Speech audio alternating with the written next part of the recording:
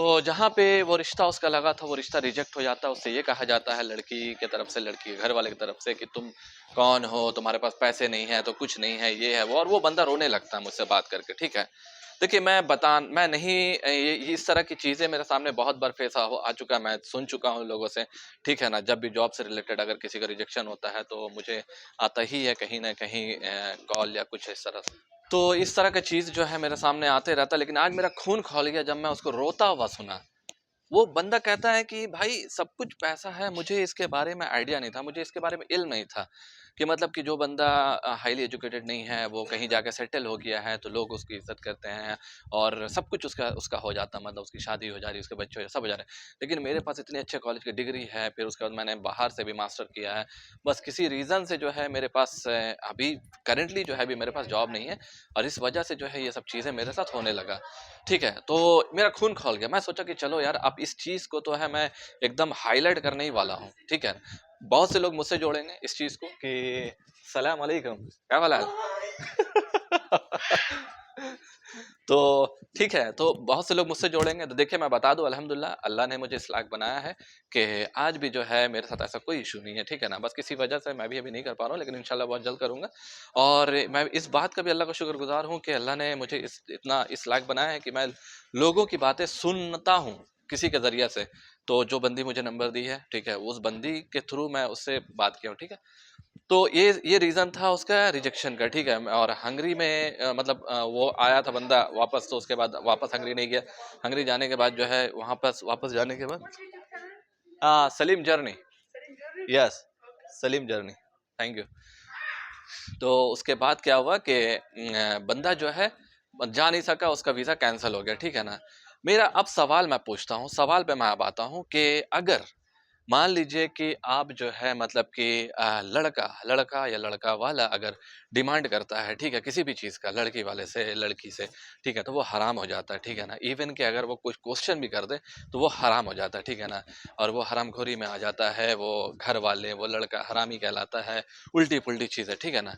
लेकिन यही चीज़ जब अगर लड़की वाला करे या लड़की करे, तो क्या ये चीज़ हरामखोरी में नहीं आता? क्या ये हरामीपना नहीं होता है? कि भाई आप जो है लड़के की फिटनेस नहीं देख रहे, आप लड़के का शकल सूरत नहीं देख रहे हैं, आप सिर्फ उसको जज कर रहे हैं कि उसके पास जॉब नहीं है, उसके पास जो अच्छी फाइनेंशियली उस फाइनेंशियल कंडीशन उसका अच्छा नहीं है, उसके पास बैंक बैलेंस अच्छा नहीं है।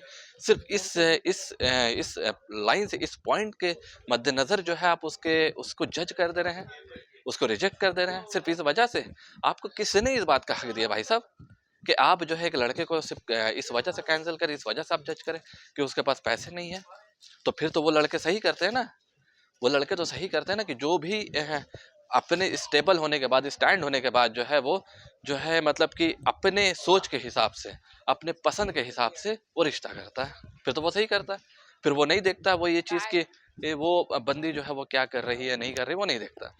तो मेरा क्वेश्चन यही है कि अगर लड़का डिमांड करे, लड़का का घर वाला डिमांड करे, तो वो हराम है। मैं मानता हूँ अल्हम्दुलिल्लाह कि इस्लाम में जो है ये चीज़ें हराम है कि आप दहेज लें।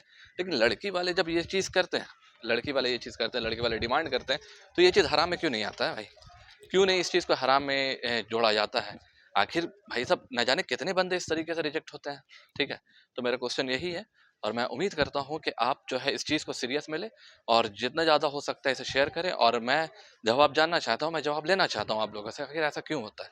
आखिर इस हरामखोरी को क्यों नहीं बंद करते हैं? इस जो हरामीपना है इसको क्यों नहीं बंद करते? देखिए रमज़ान के टाइम में मैं गाली इसलिए सिर्फ़ दे रहा हूँ कि मुझे उसकी बातें सुन कर के ना भाई साहब, मुझे ये चीज़ रियलाइज़ हुआ कि न जाने इस तरह से लाखों करोड़ों कितने बंदे ऐसे होंगे जो इस तरीके से रोते होंगे। सिर्फ़ इस ऐसा तो नहीं है कि उसके अंदर कोई कमी थी, उस बंदे के अंदर कोई ख़ामी थी जिस वज़ह से जॉब गया।